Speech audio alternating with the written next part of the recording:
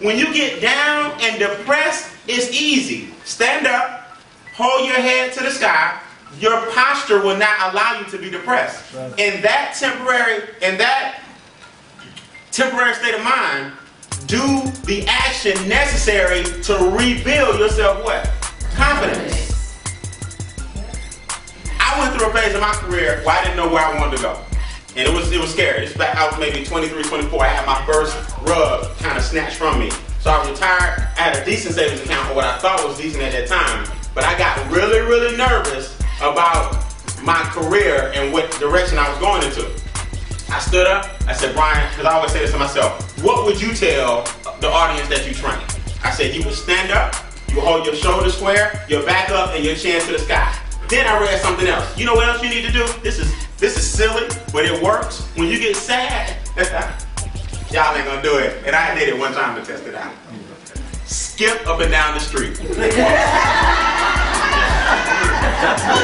did it at night. I was so depressed. I was like, you know what, man? I'm willing to try anything. I just thought, you know what?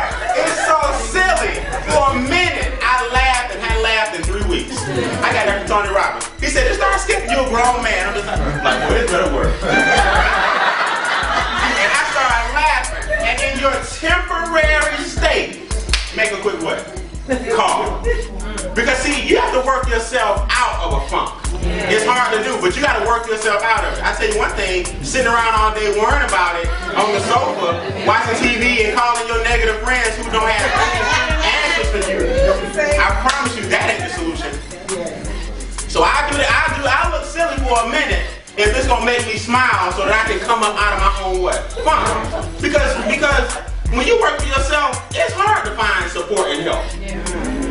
Does that make sense? Yeah.